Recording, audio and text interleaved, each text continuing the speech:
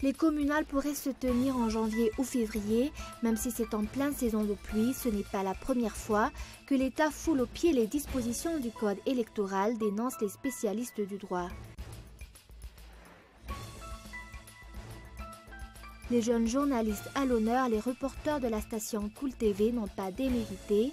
Sijak Arvoniarsan et Hilda Asunzo ont été les dauphines de Jules Mandjinien de la radio Don Bosco à l'issue de la formation en journalisme d'investigation sous l'égide de la Fondation Friedrich Ebert. L'état de santé de l'aide-soignante espagnole s'est détérioré. L'infirmière âgée de 44 ans a contracté la maladie d'Ebola le mois dernier alors qu'elle soignait de prêtres en Sierra Leone et au Libéria. Les États-Unis, de leur côté, prennent de nouvelles mesures.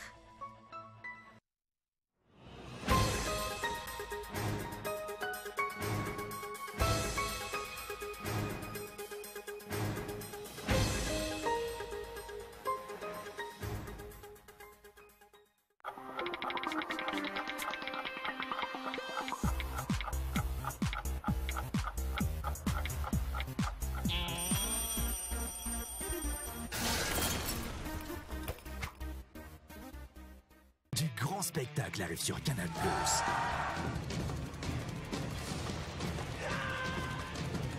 Ben voilà!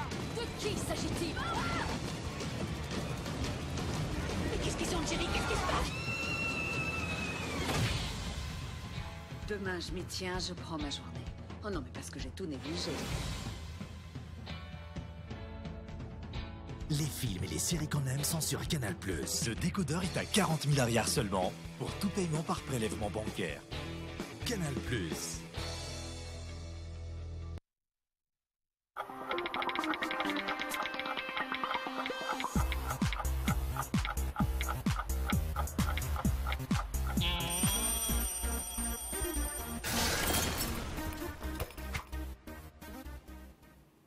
Bonsoir à tous, ravi de vous retrouver pour ce nouveau rendez-vous de l'information sur Cool TV. Les jeunes journalistes à l'honneur, les reporters de la station Cool TV n'ont pas démérité. Sijak Arvoniarsan et Hilda Asunzo ont été les dauphines de Jules Mandjinien de la radio Don Bosco à l'issue de la formation en journalisme d'investigation sous l'égide de la Fondation Friedrich Ebert. La session 2014 de formation des jeunes journalistes a été clôturée ce matin à l'hôtel Colbert, Antananarivo. Reportage. Le journalisme d'investigation est un exercice très difficile à Madagascar. L'accès aux sources constitue un réel problème, plus sans doute que la gêne posée par le manque de moyens matériels et les difficultés financières communes à tous les journalistes du pays. Malgré leur volonté de faire preuve de professionnalisme, les journalistes se heurtent à l'opacité des services publics et de certaines sociétés, interpellés sur l'impact de leurs activités sur le quotidien des citoyens.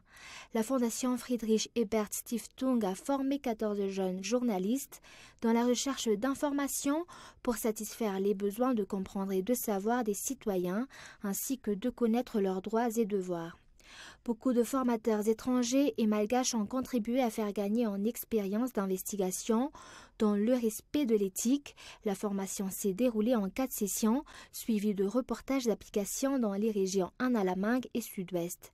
Jules Mandjinien de la radio Don Bosco a gagné la première place.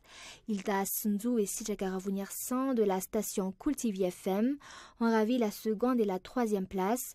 Elles sont descendues sur le terrain de l'exploitation de l'île Ménite effectuée par la société Touler Science dans la région Sud-Ouest.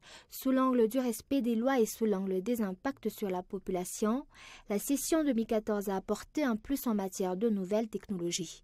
La FDJ 2015 sera réservée aux journalistes de 22 à 35 ans. Le major de promotion 2014 suivra une formation en Allemagne cette année. La station Cool TV rend hommage aux 3 journalistes qui se sont distingués pendant la session 2014 de formation de jeunes journalistes. Elle est particulièrement fière des performances de leurs collègues Sijak et Hilda qui ont ravi la seconde et troisième place. Les cartes professionnelles de journalistes seront distribuées à partir de lundi. L'élection des membres du bureau de l'ordre des journalistes suivra la même procédure que lors de l'élection du représentant des journalistes au sein de la CENIT. C'est un reportage de Nanjana Johnson. La maquette de la carte professionnelle de journaliste est déjà aux mains du ministère de la Communication. Elle est de format plus réduit que l'ancienne. Elle sera mise sous presse demain. Par ailleurs, il est acquis une journée avant la date limite de candidature que le système de bulletin unique sera adopté. Il y a déjà des textes qui régissent l'élection des membres de l'ordre. Le rôle du ministère se limite au soutien financier et matériel. Les journalistes du comité d'organisation font néanmoins remarquer que les candidats participent aux frais. Il y aura foule demain pour le dépôt des dossiers de candidature. Les opérations de vote se dérouleront le 8 novembre au centre de presse Malagasy pour Antananarivo. 25 bureaux de vote couvrent le territoire national et les délégués suivront les opérations au nom des candidats. Les communales pourraient se tenir en janvier ou février, même si c'est en pleine saison de pluie. Ce n'est pas la première fois que l'État foule aux pieds les dispositions du Code électoral, dénoncent les spécialistes du droit. Tenues dans de mauvaises conditions climatiques, les opérations électorales sont exposées aux manipulations et à toute forme d'atteinte à la sincérité des votes. Les détails. L'État aurait-il trouvé des solutions contre les aléas auxquels sont exposées les opérations électorales tenues pendant la saison des pluies? Des sources proches du dossier confirment que les communales pourraient faire l'objet d'un forcing et être organisées en janvier ou février en pleine saison cyclonique. Des fonctionnaires retraités du ministère de l'Intérieur révèlent que les pluies sont propices aux manipulations des élections en retardant par exemple l'acheminement des résultats vers les chefs-lieux de district. Le mauvais temps fournit aussi un bon prétexte pour justifier des urnes qui se perdent ou des bulletins inutilisables.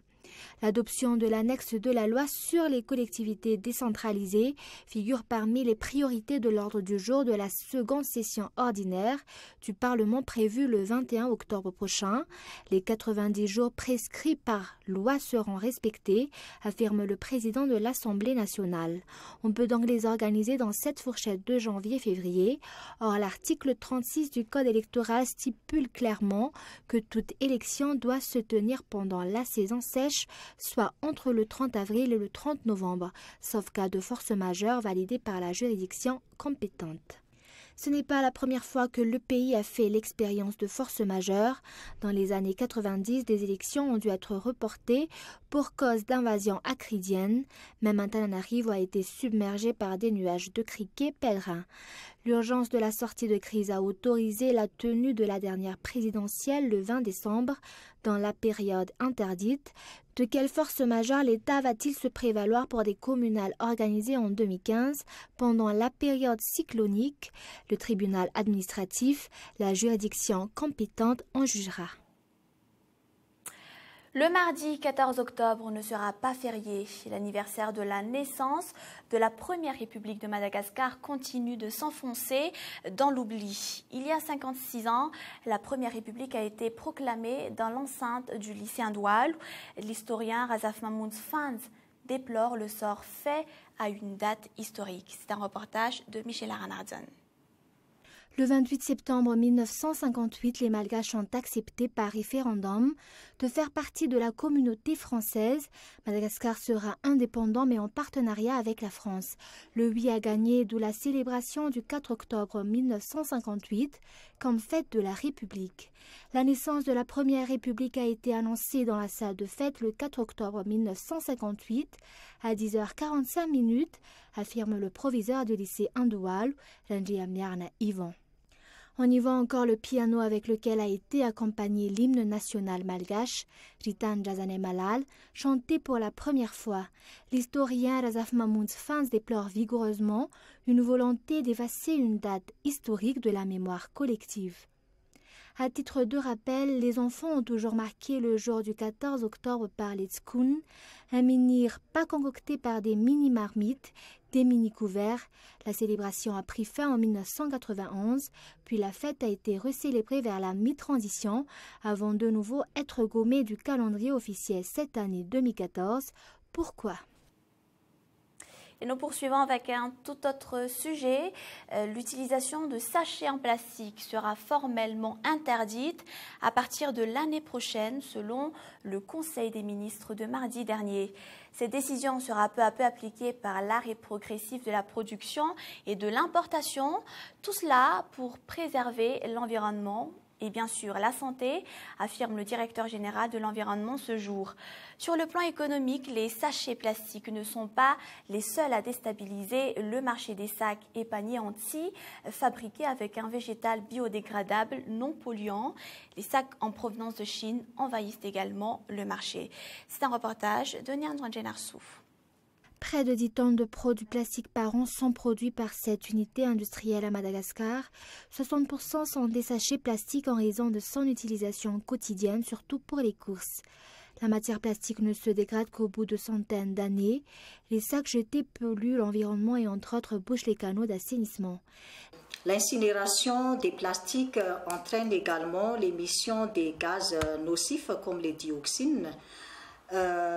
Ces déchets plastiques peuvent également entraîner la suffocation des faunes aquatiques et donc à part cela il y a la pollution visuelle que nous pouvons constater donc aussi bien en milieu urbain qu'en milieu rural à Madagascar. Les sachets sont alors classés dans ce qu'on appelle déchets dangereux, après concertation entre le ministère de l'Environnement et les industries producteurs de sachets plastiques le 3 février 2012 et récemment le mois de septembre dernier. Il a été décidé que la production des sachets plastiques de 50 microns devrait diminuer. L'importation de sachets plastiques s'achèvera à partir du 1er mai 2015. La production serait formellement interdite à partir du 1er octobre 2015. Le ministère a organisé donc des séances de concertation avec les entrepreneurs et les industriels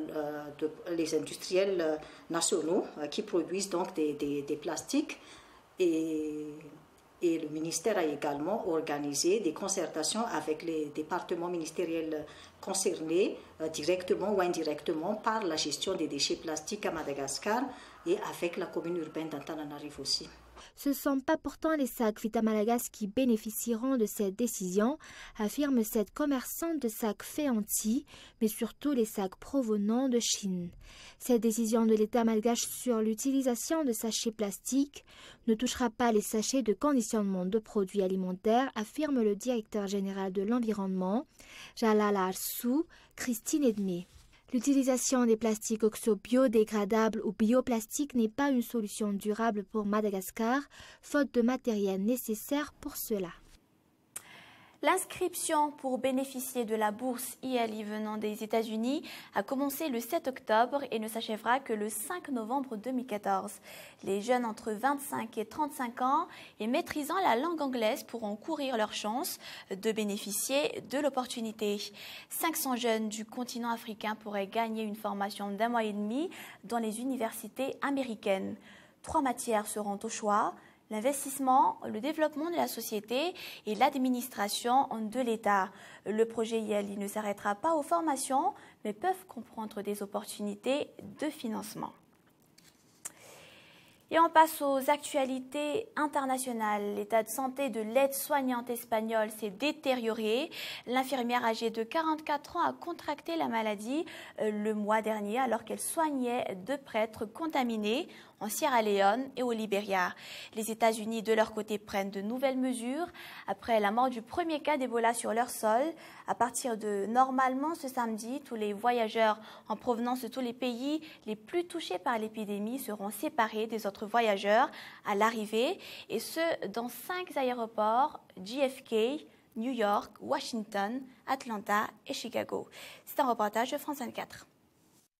Il était soigné à l'isolement dans cet hôpital de Dallas. Depuis quelques jours, son état s'était aggravé. L'équipe soignante n'a rien pu faire. Nous espérions que cela n'arriverait pas. Mais au nom de la ville de Dallas, je présente mes condoléances à la famille et aux amis de M. Duncan. Thomas Duncan était rentré du Libéria le 20 septembre dernier sans présenter le moindre symptôme. 4 jours plus tard, il consulte une première fois, mais les médecins pensent qu'il s'agit simplement d'une maladie bénigne. Ce n'est que le 28 septembre qu'il est finalement hospitalisé. Entre-temps, il a été en contact avec plusieurs dizaines de personnes, dont certaines sont aujourd'hui surveillées de près. L'appartement où il a séjourné aux États-Unis a, lui, été désinfecté. Il s'agit du premier patient atteint d'Ebola mort sur le sol américain. Et même si les autorités se veulent rassurantes, plusieurs hôpitaux américains se préparent à l'éventualité de recevoir des patients atteints du virus. Exemple, à New York. Nous faisons tout ce que nous pouvons et nous pensons que nous sommes hors de danger. Les États-Unis veulent renforcer les contrôles dans les aéroports. À partir de la semaine prochaine, les voyageurs en provenance du Libéria, de Sierra Leone et de Guinée devront systématiquement passer sous un scanner thermique à leur arrivée aux États-Unis. Et pour terminer, les djihadistes de l'organisation de l'État islamique ont lancé un nouvel assaut contre la ville syrienne de Kobané. Cette ville n'en demeure pas moins stratégique pour les djihadistes. Après avoir reçu des renforts en hommes et en équipement, les djihadistes de l'État islamique poursuivent leur avancée dans Kobané, et ce malgré l'intensification des frappes menées par la coalition internationale près de cette ville proche de la frontière turque. C'est un reportage de France 24. À portée de vue, la ville de Kobané, autrefois 400 000 habitants. Aujourd'hui, demeurent quelques centaines de civils et 1000 à 2000 combattants kurdes. Ils se battent pied à pied contre le groupe de l'État islamique. Un combat désespéré à huis clos. Les frappes de la coalition éloignent un temps les djihadistes et puis de nouveau, ils repartent à l'assaut. De ce côté-ci de la frontière, en Turquie, ces Kurdes sont aux aguets. Mon fils se bat à Kobani. Je n'ose pas lui téléphoner parce que ça peut le déranger et être dangereux pour lui. De petits groupes discutent ça et là. Quand nous leur demandons s'ils veulent soutenir leurs frères de Kobané. Oui, nous voulons aller nous battre. Mais les autorités turques bloquent la frontière. On ne peut pas passer. Mais nous sommes partants. Au début, les frappes de la coalition ne servaient à rien. Mais depuis 2 jours, c'est efficace. Les chars turcs sont positionnés à côté. Soldats, armes aux pieds. Pas question pour eux de franchir la frontière. Ne ratez pas votre série Mistresses juste après ce journal, suivi de Full Metal Jacket et de Fléau selon Clive Barker. Et c'est ainsi que s'achève ce journal. Merci à vous tous de votre attention. On se retrouve demain à 20h45. Au revoir et bonne soirée à tous.